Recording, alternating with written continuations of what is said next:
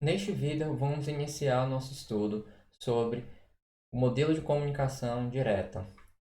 Inicialmente, vamos investigar o modelo Request Reply.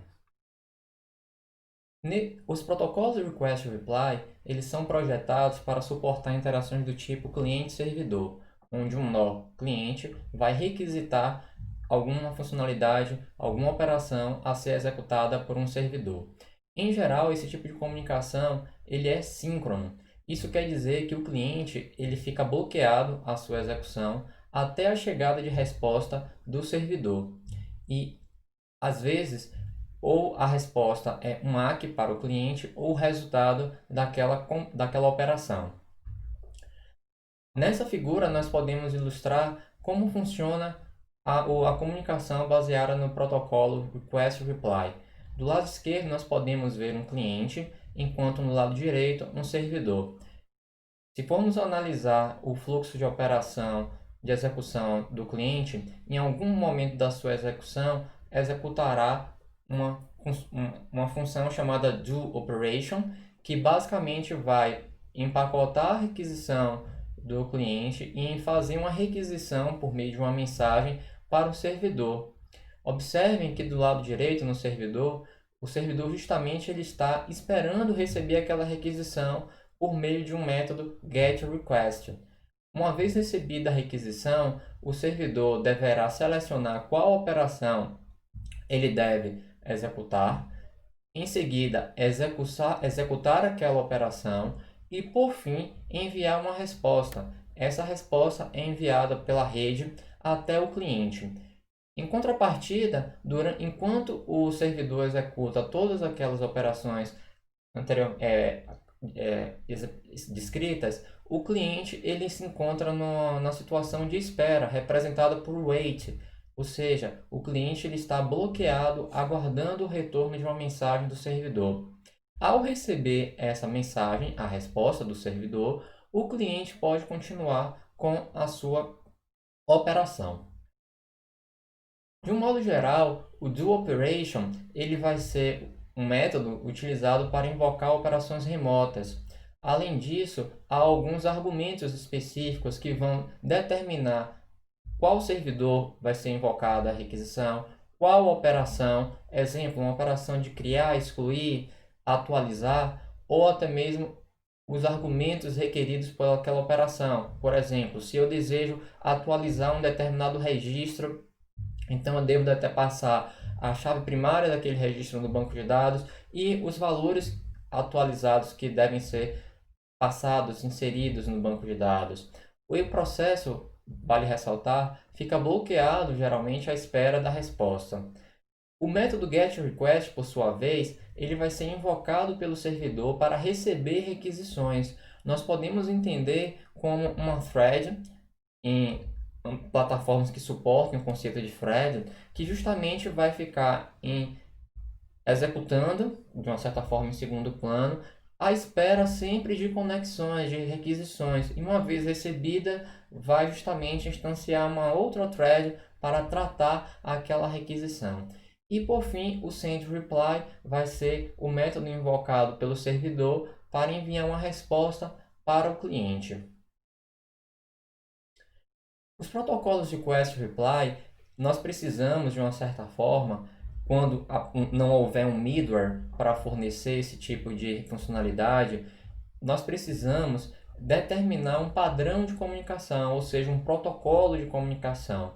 Então, aqui nós podemos exemplificar um seguinte protocolo, onde as mensagens elas vão ser enviadas em pacotes, onde os pacotes eles vão ter a seguinte estrutura. O primeiro campo vai ser um inteiro, que vai indicar que é um request ou reply. O segundo campo vai ser uma variável inteira, que vai indicar o ID daquela requisição. O terceiro campo vai ser a referência remota, por exemplo, o endereço, o IP, ou até mesmo um identificador de qual serviço no servidor nós temos interesse em fazer a requisição. A quarta O quarto campo nada mais é do que o identificador da operação, por exemplo, se é uma operação de inserir, remover, excluir. atualizar, e por fim os argumentos daquela função que vai ser executada. Exemplo, atualizar um registro no banco de dados. Então eu poderia passar o identificador, a chave primária do registro e os valores a serem atualizados. No protocolo Request Reply, nós precisamos nos debruçar, nos atentar a várias questões que podem surgir ao longo da operação. A primeira delas é em caso de timeout.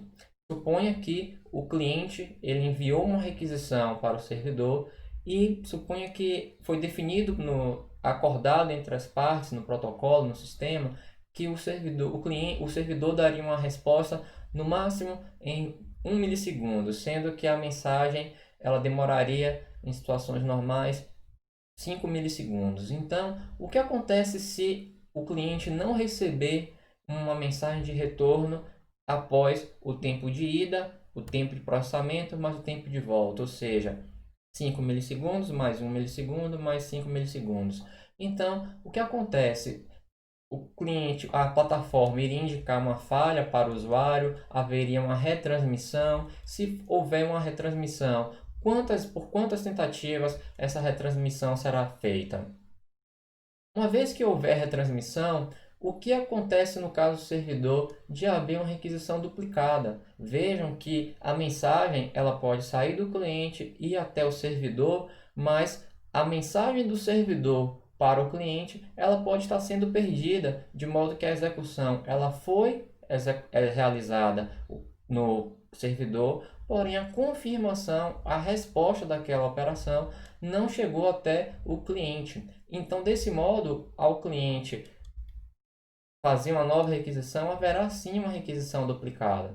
Então, o protocolo ele pode filtrar requests duplicadas com o mesmo identificador de request, que justamente foi um dos campos que nós apresentamos no protocolo, na estrutura do nosso pacote no slide anterior. E se o servidor não enviou a resposta, o servidor ele pode enviar a resposta da operação quando terminar. Um exemplo dessa situação pode acontecer em uma operação custosa que demande muito tempo ou até mesmo um problema de paginação no sistema operacional, uma sobrecarga no servidor.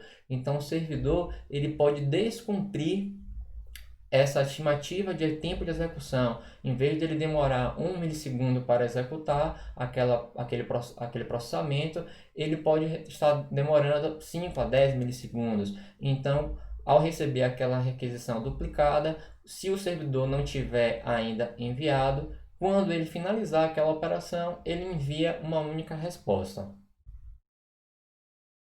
O que fazer em caso de perda de resposta? Nesse cenário, o cliente enviou a requisição para o servidor recebeu a mensagem, executou a operação e enviou uma resposta, mas essa resposta, por algum motivo, foi perdida no seu caminho ou não chegou, houve uma falha de entrega na parte do cliente. Então, o que nós podemos fazer é justamente executar uma nova requisição, uma vez que o cliente ele não recebeu, ele vai solicitar novamente, como também ele pode usar o histórico para armazenar a resposta e não repetir a operação. Exemplo, suponhamos que o cliente solicitou uma operação extremamente custosa do ponto de vista computacional. O cliente não recebeu uma resposta do servidor, então o cliente vai solicitar novamente a requisição. Como a operação é bastante custosa, o servidor pode se utilizar de uma estratégia de armazenar em uma memória cache, uma unidade de armazenamento, a resposta daquela operação de modo a não incorrer o custo computacional de realizar novamente aquele processamento, aquela operação. E com isso, nós temos vários problemas que vão surgir, como por exemplo, por quanto tempo o servidor deve justamente armazenar que ele executou aquela operação requisitada por aquele cliente com aquele request ID naquele determinado dia, por exemplo. Então, para isso, há um custo de memória de armazenar essa informação adicional. Então, sempre temos uma questão de trade-off em sistemas distribuídos. Assim como em análise de algoritmos, nós temos o trade-off entre complexidade de tempo e complexidade de espaço. Então aqui nós temos basicamente três tipos de protocolos, onde justamente o primeiro deles, indicado pela letra R, o cliente simplesmente ele faz uma requisição e o servidor ele executa a operação, mas ele não tem a necessidade de enviar uma resposta. Na segunda linha, o protocolo ele é de um estilo RR, onde o cliente faz uma requisição, o servidor executa e deve sim enviar uma resposta para o cliente. E por fim, nós temos o Request Reply Acknowledge Reply, onde o cliente envia uma requisição, o servidor envia uma resposta e o cliente ele confirma para o servidor que ele recebeu aquela resposta. E aí o que acontece se o cliente perder a resposta do servidor, o cliente provavelmente vai requisitar novamente. E eu deixo a pergunta para vocês: o que acontece se o servidor ele não receber a resposta de acknowledgement do cliente? Dentre os protocolos de Request Reply, talvez o mais amplamente conhecido para os profissionais de computação seja o protocolo HTTP. O protocolo HTTP ele é utilizado por browsers para justamente fazer requests a servidores web e receber respostas. Então, ao digitar no meu browser um endereço de uma página, justamente estou me utilizando do protocolo HTTP, Hypertext Transfer Protocol, ou seja, protocolo de transferência de hipertexto, e justamente eu vou fazer uma requisição ao servidor que vai me retornar uma página web a ser renderizada, exibida no meu browser. Da mesma forma, quando eu clico em links, estou fazendo uma requisição a um servidor web que justamente vai me retornar essa página web. Os clientes eles especificam uma URL que inclui o DNS, hostname e uma porta. E o protocolo HTTP ele vai suportar um conjunto fixo de métodos. Dentre os mais comuns para aqueles que já desenvolveram aplicações web estão os métodos GET, PUT e POST. Esse protocolo ele é implementado sobre o TCP, isso a comunicação do cliente para o servidor. Então, por ser implementado por TCP, ele vai se aproveitar das vantagens que o protocolo TCP fornece, como por exemplo retransmissão em caso de perda de mensagens. Vale ressaltar que as requisições e as respostas elas vão ser marshalled, ou seja, elas vão ser empacotadas em mensagens como texto ASCII2. Dentre as principais operações do protocolo HTTP, nós podemos elencar o formato GET, onde o cliente ele vai requisitar um recurso cuja URL é fornecida no argumento e toda informação é provida na URL. O POST ele vai especificar a URL de um recurso que pode lidar com dados fornecidos no corpo da requisição. O delete, por sua vez, vai remover do servidor um recurso identificado na URL. Muito obrigado.